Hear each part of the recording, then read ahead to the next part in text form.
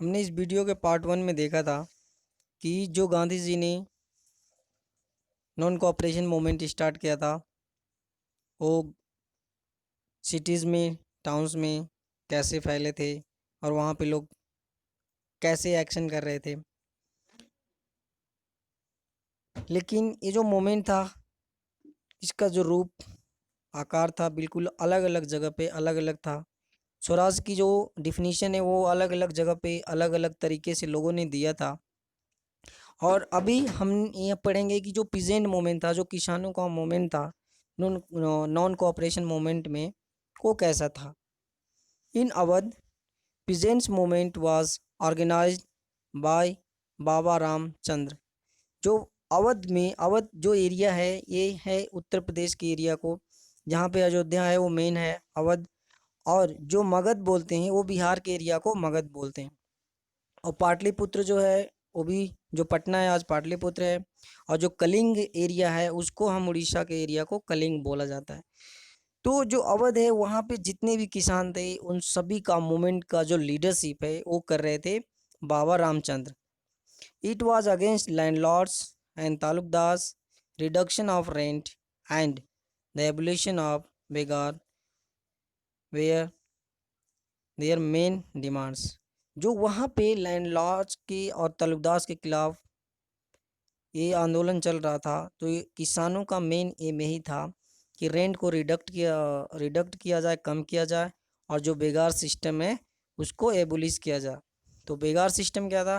बेगार system वो system था जिसमें किसानों से, मजदूरों से काम कराने के बाद उनको पैसे नहीं दिए जाते थे, उसको बेगारी बोला जाता था। दे फॉर्म द अवध किसान सभा। और जो बाबा रामचंद्र थे वो किसानों को इकट्ठा करने के लिए, किसानों को एक मंच देने के लिए उन्होंने अवध किसान सभा फॉर्म किया, अवध किसान सभा बनाया था। बाबा रामचंद्र, अभी ये जो बाबा रामचंद्र है इनके बारे में थोड़ा सा जान लेते हैं कि इन्होंने किया क्या था जिसकी वजह से इनका नाम इतिहास में लिया जाता है। तो he led the peasant movements in Awadh against talukdars and landlords. He demanded reduction of rent, abolition of begar and the boycott of landlords. इन्होंने जो लैंडलॉर्ड्स की तरफ से जो भी आदेश दिया जा रहा था उसको बायकॉट करना शुरू कर दिया था, और रेंट में रिडक्शन की बात कही, डिमांड किया, उसकी मांग की, और बेगार सिस्टम एबोलिश करने की मांग की। इस वजह से इनका नाम आज भी इतिहास में स्वर्ण अक्षरों से लिखा हुआ है। इन अक्टूबर 1920 ही फॉर्म औध किसान सभा। और औध किसान सभा, तो ये एग्ज़ाम में आ सकता है कि कौन सी ईयर में औध किसान सभा फॉर्म किया गया था और किसके हेल्प से किया गया था और किसने किया। तो इसमें ये देखा जाए कि 1920 में, अक्टूबर 1920 में औध किसान सभा फॉर्म किया गया था। और किसके हेल्प से हुआ था? पंडित जवाहरलाल नेहरू के हेल्प से उन्होंने किया था। ट्राइबल मूवमेंट, हमने अब देख लिया कि जो पीजेंट मूवमेंट था कैसा था, और पीजेंट मूवमेंट का जो एम था वो एम क्या था। उनका एम अंग्रेज़ों से लड़ाई नहीं थी, बल्कि उनका एम जो हमारा लैंड लॉर्ड्स और तालुकदार थे, जो बेगार सिस्टम थे, उसके खिलाफ लड़ाई थी। तो यही हम देख रहे हैं कि जो नॉन कोऑपरेशन मूवमेंट था, अलग अलग एरिया में अलग अलग उद्देश्य से लोग लड़ाई लड़ रहे थे। कोई भी एक एम, फिक्स एम नहीं था सभी के लिए। सभी ने स्वराज को अपने तरीके से परिभाषित किया था, अपने तरीके से डिफाइन किया था उसको कि स्वराज का मीनिंग क्या है और हमको क्या मिलेगा। तो इसका मतलब हमको स्वराज मिल चुका है।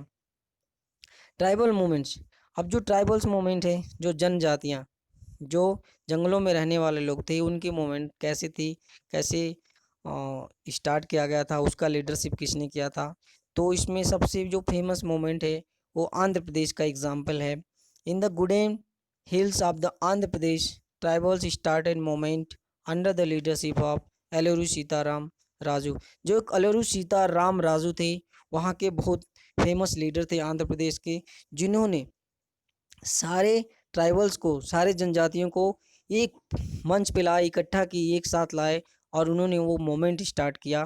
Tribals wanted to get back their traditional rights over the forest. अब देखिए वहाँ पे जो ट्राइबल्स थे उनका मेन एम क्या था कि जो उनका ट्रेडिशनल राइट्स है, जो जंगलों के ऊपर उनका पारंपरिक अधिकार है, उसको वापस लाना था। और वो क्या अधिकार था? जैसे जंगल से लकड़ियाँ काटना और उसको बेचना और उससे पैसे कमाना, जंगल के जो फ्रूट्स हैं उस पे उनके अधिकार थे, जंगल्स की जो ज़मीन थी उन पे उनका अधिकार था। बट ये सारे अधिकार अंग्रेज़ों ने छीन लिया था, लैंडलॉर्ड्स ने छीन लिया था, ताल्लुकदारों ने छीन लिया था। तो उसको वापस पाने के लिए उनकी लड़ाई थी। और ये नॉन कोऑपरेशन जो मूवमेंट था उसके थ्रू वो सोचे कि ये वो हम राइट्स वापस पा सकते हैं। The methods followed by the tribals and peasants were against the Gandhian method of non-violence. They followed violent methods of struggle. But इसमें अंतर यही था, जो नॉन कोऑपरेशन मूवमेंट था और इनका जो मोमेंट था उसमें अंतर यही था कि जो गांधी जी का प्रिंसिपल था वो नॉन वायलेंस था, नॉन वायलेंस तरीके से लड़ाई लड़नी थी अंग्रेज़ों के खिलाफ। बट ये लोगों ने हिंसात्मक तरीके से लड़ाई लड़ी, ये गुरिल्ला वार करते थे, ये पुलिस स्टेशन पे अटैक करते थे। अगर कोई पुलिस इनकी ब्रिटिश की छोटी टुकड़ियाँ इधर उधर मिलती थी तो उनके ऊपर अटैक करते थे, लैंडलॉर्ड्स के ऊपर अटैक करते थे। ये अटैक करके ही अपने मूवमेंट को बढ़ाया था। Alluri Sitaram Raju, he led a movement he led a movement of the tribal people in the Gudem hills of Andhra Pradesh. हमने तो देख लिया कि आंध्र प्रदेश के जो गुडेम हिल्स है उस पे इन्होंने ट्राइबल्स को इकट्ठा किए और मूवमेंट को लीड किया, उसका नेतृत्व किया। Many people considered him as a incarnation of God. और बहुत लोग इनको भगवान का अवतार मानते थे और एक खुद भी अपने आप को भगवान का प्रतिनिधि, भगवान के भेजे हुए मतलब एक दूत के रूप में मानते थे। He they believe they had many special powers. और लोग मानते थे कि इनके अंदर एक स्पेशल पावर थी, एक दैवी शक्तियाँ थी। और एक खुद अपने आप को मानते थे कि ये बहुत सारी बीमारियों को ठीक कर सकते हैं, ये लोगों के फ्यूचर को बता सकते हैं। इवन कि बुलेट लगने के बाद, गोलियां लगने के बाद भी वैसे लोगों को ठीक कर सकते थे, ये इनका दावा था। जिसके वजह से वहाँ के लोग उनको भगवान का अवतार मानना शुरू कर दिए थे। He supported Gandhi ji and asked his followers to wear khadi and stop drinking। और ये देखिए गांधी जी के बहुत बड़े सपोर्टर थे, गांधी जी के विचारों से भी काफ़ी प्रभावित थे। और इनकी ये सोच थी कि अहिंसात्मक सही रास्ता है, और इसलिए वो गांधी जी के खादी कपड़े को पहनने के लिए लोगों को प्रेरित करते रहते थे। और ड्रिंकिंग, जो लिकर लोग पीते हैं, दारू पीते हैं, उनको छुड़वाने का उन्होंने काफ़ी प्रयास किया। बट इनकी जो विचार थी अहिंसात्मक तरीके से अंग्रेज़ों से लड़ाई लड़ा जाए, इस विचार में बहुत जल्दी ही चेंजेस आ गया था। और इनके बाद इनको ये बात समझ में आई कि अंग्रेज़ों के साथ अगर लड़ना है तो अहिंसात्मक तरीके से नहीं, हिंसात्मक तरीके से ही लड़ना पड़ेगा। इस वजह से वो बाद में अपने स्ट्रगल को उन्होंने हिंसात्मक कर दिया, आर्म्स के साथ कर दिया, मतलब विदाउट गन से और लोग लड़ाई नहीं लड़ते थे। आसाम टी प्लांटर्स, अब हम पढ़ेंगे जो नॉर्थ ईस्ट में आसाम है, एक बहुत नॉर्थ ईस्ट का सबसे बड़ा स्टेट जो है आसाम है। उस समय आसाम में जो टी प्लांटर्स थे, देखिए टी प्लांटर इसलिए थी कि ये टी की बहुत बड़ी, चाय की एक बहुत बड़ी खेती हो रही थी आसाम में, जिससे ब्रिटिशर्स को बहुत ज़्यादा रेवेन्यू मिल रहे थे। जो ताल्लुकदार थे, जमींदार थे, उनको भी बहुत ज़्यादा रेवेन्यू मिल रहे थे। तो उस रेवेन्यू को लेने के लिए वहाँ के किसानों के साथ, वहाँ के लेबर्स के साथ बहुत नाइंसाफ़ी हो रही थी। और ये नॉन कोऑपरेशन मौका मिलने के बाद उन्होंने अपने तरीके से इस लड़ाई को लड़ा, लेकिन कितना सफल हुए उसके बारे में हम जानने की कोशिश करेंगे। Two workers in the plantation of the Assam demanded the right to move freely in and out of states. They opposed the Inland Immigration Act 1859 which took away the right to free movement। देखिए वहाँ पे जो workers थे आसाम में, उनका कोई भी free movement नहीं था, बिल्कुल वो बंधुआ मजदूर की तरह वहाँ पे काम करते थे। उनको ज़बरदस्ती जो टी, जहाँ पे चाय की खेती होती थी उस एरिया में उनको रखा जाता था।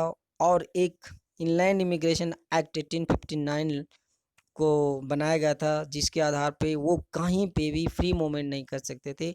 इट मीन्स वो कहीं अपने घर पे नहीं जा सकते थे, किसी के साथ नहीं जा सकते थे, वहीं इसी एरिया में रहते थे जिस एरिया में वो खेती करते थे, उसका उन्होंने विरोध किया। और जैसे ही उनको ये मौका मिला और नॉन कोऑपरेशन के बारे में सुना, उन्होंने अब ये सोचा कि नॉन कोऑपरेशन का मतलब है कि अपने इस जो रूल है उसको डिसोबे करना है और अपने गांव में जाना, और गांव में हमको अपनी खुद की ज़मीन मिलेगी और वहां पे हम खेती करेंगे। तो इन्होंने ये प्रयास किया कि when they heard about the non-cooperation movement, they moved to their villages. They thought that Gandhi Raj was coming and everyone would be given a land their villages. However, they were caught and brought back. देखिए जैसे उन्होंने non cooperation movement के बारे में सुना, जो आसाम के workers थे जो चाय की खेती में काम करते थे, वो वहाँ से उसको छोड़कर अपने गांव की तरफ चल जाना शुरू कर दिए, वहाँ से भाग गए। बट अंग्रेज़ों ने क्या किया, या तो उन लोगों को पकड़ लिया, पकड़ के वापस लेके आ गए, अदरवाइज उनको रास्ते में ही मार दिया गया। इट मीन्स वो अपने डेस्टिनेशन पे नहीं पहुँच पाए, अपने घरों तक नहीं पहुँच पाए, और या तो उनको जान गंवानी पड़ी या तो वापस वहीं पे आना पड़ा जहाँ से वो चले थे। देखिए ये जो एलुरु सीतारमन है, इन्होंने अपने आप को एक ऐसे तरीके से प्रोड्यूस किया है कि जैसे देखने से भी लग रहा है कि ये जो गॉड के अवतार थे, और बहुत सारे ये फोरकास्ट भी करते थे, एस्ट्रोलॉजिस्ट भी थे। ठीक है, तो ये हैं एलुरु सीताराम राजू, इनका नाम याद रखिएगा और इस एरिया को याद रखिएगा कि आंध्र प्रदेश गुडेम एरिया के जितने भी ट्राइबल लीडरशिप था इन्होंने किया था। Withdrawal of the non cooperation movement, अब वो एक दिन आ गया, एक ऐसा दिन आ गया जब गांधी जी को दुखी होकर ये नॉन कोऑपरेशन मूवमेंट, असहयोग आंदोलन को विड्रॉल करना पड़ा, बंद करना पड़ा। इसके पीछे रीज़न जो था उसमें सबसे बड़ा जो रीज़न है वो अंग्रेज़ों की वजह से ही हुआ था, क्योंकि वहाँ जो चौरी चौरा कांड हुआ था वहाँ पे अंग्रेज़ों ने ही पहले गोलियां चलाई थी, उसके बाद वहाँ के लोग हिंसात्मक होके थाने को जलाए थे। तो जो भारतीय इतिहास है, जो भारत के इतिहासकार हैं, वो बोलते हैं कि गांधी जी का यह फैसला गलत था। इस समय अगर गांधी जी अगर नॉन कोऑपरेशन मूवमेंट को बंद नहीं करते तो हमारा देश जल्दी आज़ाद हो जाता। बट जो गांधी जी का एक पर्सनल प्रिंसिपल था, ये जो उनका खुद का सिद्धांत था, उस सिद्धांत के आधार पर इन्होंने जो एक्शन लिया वो सही लिया था। तो हुआ ये था कि the moment became violent in some places. In February 1922 in Chauri Chaura, Uttar Pradesh, people turned violent and set fire to a police station. 22 police men were killed in this incident. Gandhi ji was against violence.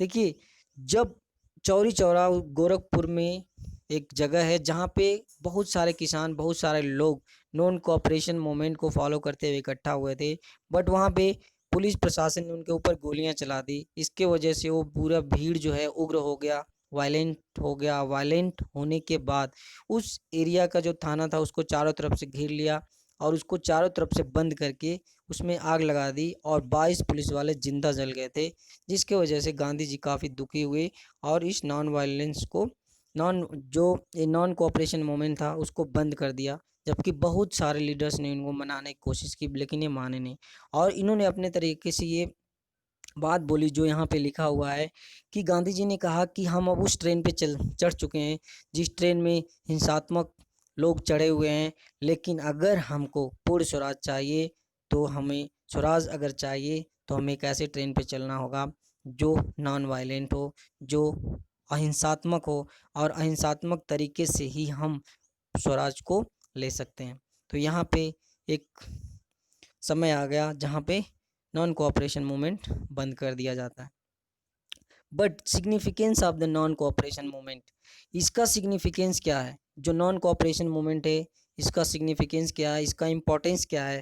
तो importance बहुत ही एक ऐसा time था जो non cooperation था जिसकी वजह से हमारी कंट्री के हर वर्ग के लोग, हर जाति, हर वर्ग, हर धर्म के लोगों के अंदर ये भावना पैदा हुई थी, कौन सी भावना? नेशनलिज्म की, राष्ट्रवाद की। जहाँ पे लोगों ने यहाँ पे ये चीज़ें सोचना शुरू किया था कि हम अंग्रेज़ों के खिलाफ लड़ाई लड़के एक स्वराज, अपने राज और स्वतंत्र राज्य ले सकते हैं, स्वतंत्र देश बना सकते हैं। तो non cooperation movement was a large scale mass movement. ये पहला एक ऐसा मूवमेंट था, पहला ऐसा आंदोलन था जो बहुत ही लार्ज स्केल पे हुआ था, जो बड़े स्तर पे हुआ था, पूरे देश में फैल चुका था। It attracted common people from all social group. और इसमें एक ऐसा ही आंदोलन था जिसमें कॉमन लोग भी, जैसे किसान थे, वर्कर्स थे, हर टाइप के लोग इसमें इन्वॉल्व हुए थे। हिंदू थे, मुस्लिम थे, इवन सभी टाइप के लोग हुए थे। तो इसका ये इम्पोर्टेंट इसलिए है कि हर वर्ग के लोग, हर जात के लोग इस मोमेंट में पार्टिसिपेट कर रहे थे। And non cooperation movement and Khilafat movement want together, so they promoted Hindu Muslim unity. और नॉन कोऑपरेशन मूवमेंट आपको बताया था 1921 में शुरू हुआ था, जो तुर्की ऑटोमन एम्परर के सपोर्ट में था। और जो नॉन कोऑपरेशन मूवमेंट था, नहीं, जो खिलाफत मूवमेंट था वो 1921 में स्टार्ट हुआ था, जो तुर्की ऑटोमन एम्परर के पक्ष में था। नॉन कोऑपरेशन मूवमेंट अंग्रेज़ों के खिलाफ जो था, दोनों एक साथ स्टार्ट होने से ये फ़ायदा हो गया।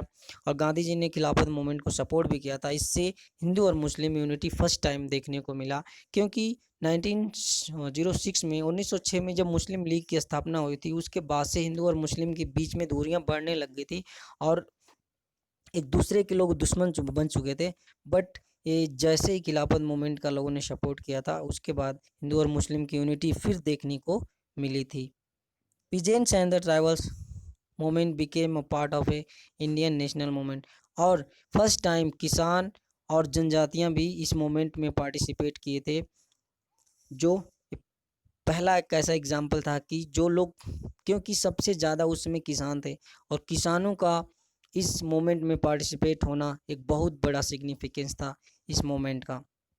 It was a non violence movement, so it popularised in Gandhian idea of non violent satyagraha. और फर्स्ट टाइम गांधी जी के आइडिया को लोगों ने जाना, और जो सत्य और अहिंसा और सत्याग्रह की बात थी, इसके आइडिया से लोग पॉपुलराइज हुए और इसके बारे में लोगों ने जाना।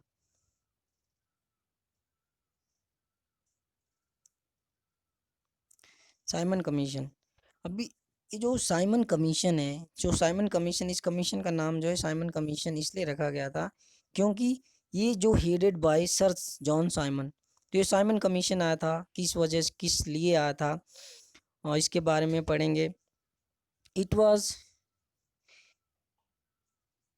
It was a statutory commission set up by the British under the Sir John Simon।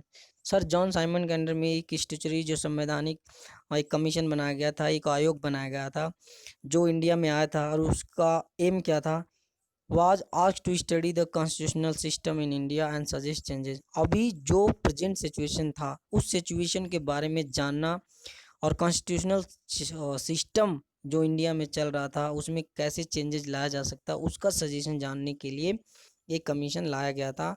But इस कमीशन का पूरे भारत में एक साथ विरोध किया गया था, एक सुर में विरोध किया गया था। इसका सिर्फ रीज़न यही था क्योंकि इस कमीशन में कोई भी भारतीय मेंबर नहीं था, कोई भी इंडिया का लीडर नहीं था, इस वजह से इसका अपोज किया गया था।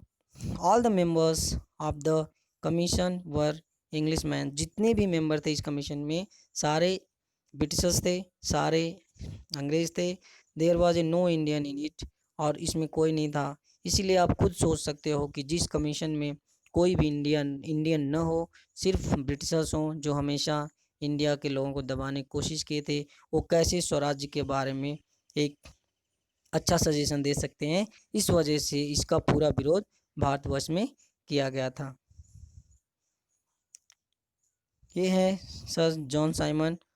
और ये जो स्लोगन, फेमस स्लोगन था कि साइमन गो बैक, ये हर जगह हुआ था। और इसका एक और इम्पोर्टेंस है हिस्ट्री में, क्योंकि इसी में जब विरोध कर रहे थे बम्बई में लाला लाजपत राय, तो इनके ऊपर पुलिस वालों ने लाठियां चार्ज की थी। और इस लाठी चार्ज में ही लाला लाजपत राय घायल हो गए थे पूरी तरह से। और उसके बाद लाला लाजपत राय मर गए थे। और वहाँ पे एक और बात आई थी कि लाला लाजपत जी ने कहा था कि मेरे ऊपर लगी लाठी की एक एक चोट जो अंग्रेज़ों की जो ताबूत होगी उसकी कील होगी, मतलब अंग्रेज़ यहाँ से बहुत जल्दी ही इंडिया को छोड़कर भागना पड़ेगा। जो लाहौर कांग्रेस ऑफ 1929, ये जो लाहौर में एक अधिवेशन हुआ था, कांग्रेस का अधिवेशन हुआ था 1929, ये बहुत इंपॉर्टेंट है क्योंकि यहाँ पे कुछ निर्णय, कुछ डिसीजन लिए गए थे जो बहुत ही इम्पोर्टेंट थे। तो क्या क्या डिसीजन लिए गए थे इसमें, सबसे पहले the Congress session was held at Lahore in 1929 under the presidentship of the Jawaharlal Nehru following decision were taken. जो यहाँ पे अधिवेशन हुआ था उसका अध्यक्षता कौन कर रहे थे? जवाहरलाल नेहरू कर रहे थे। और द कांग्रेस डिक्लेयर पूर्ण स्वराज एज इट्स एम, और वहाँ पे फर्स्ट टाइम ये डिक्लेयर किया गया था कि हमारा एम होगा पूर्ण स्वराज का, यानी कंप्लीट फ्रीडम, हमको कंप्लीट फ्रीडम। और ये डिसीजन लिया गया था लाहौर अधिवेशन में। It was decided to celebrate 26 January every year as Independence Day, और वहाँ पे फर्स्ट टाइम ये डिक्लेरेशन हुआ था कि हम 26 जनवरी को हर साल इंडिपेंडेंस डे यानी स्वतंत्रता दिवस मनाएंगे।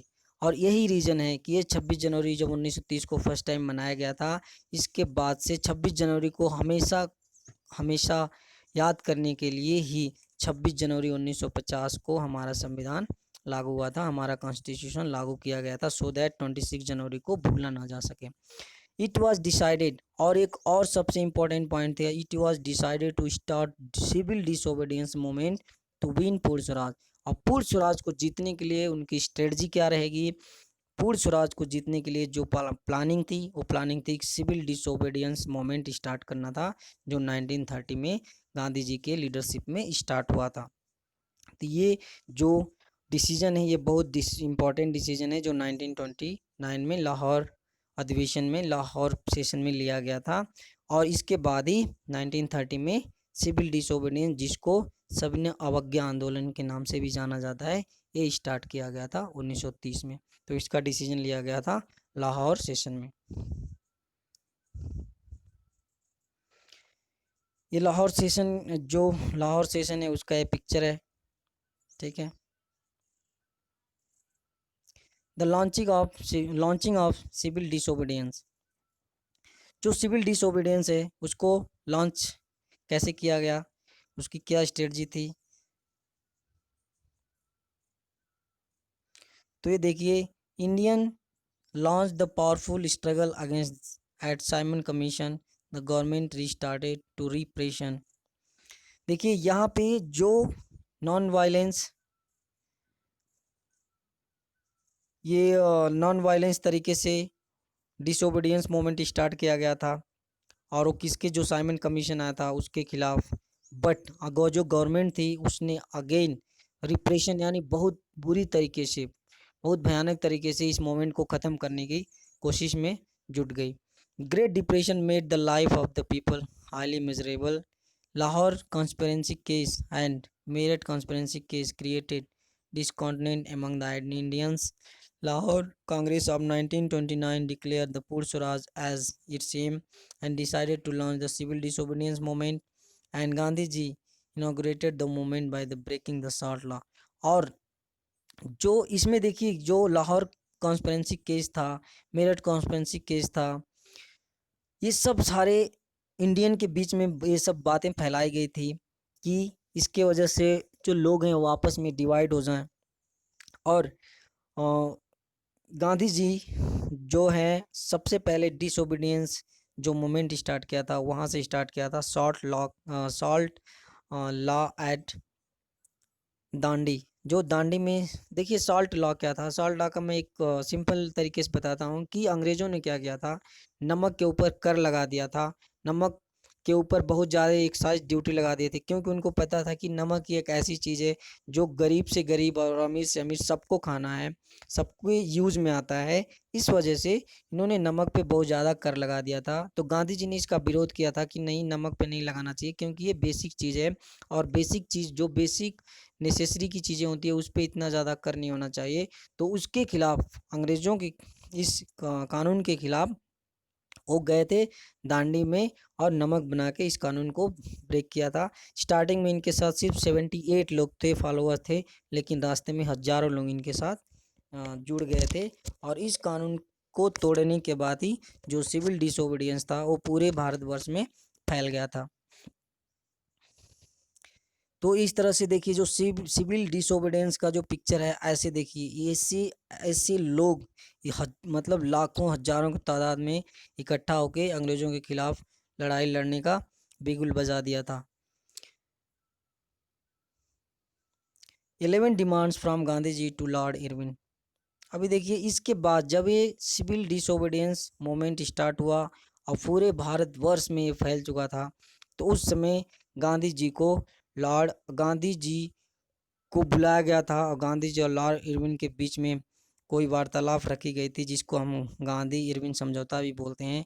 और ये 11 डिमांड क्या थी, इसके बारे में हम अगले सेशन में पढ़ेंगे, जो इस चैप्टर का वीडियो 3 होगा और वो लास्ट वीडियो होगा, क्योंकि चैप्टर बहुत बड़ा है, इसलिए इसको कवर करना और पूरे इतने शॉर्टकट में भी बताने के बाद भी इसकी 3 वीडियो बनेगी। और इसको देखने के लिए थैंक यू वेरी मच।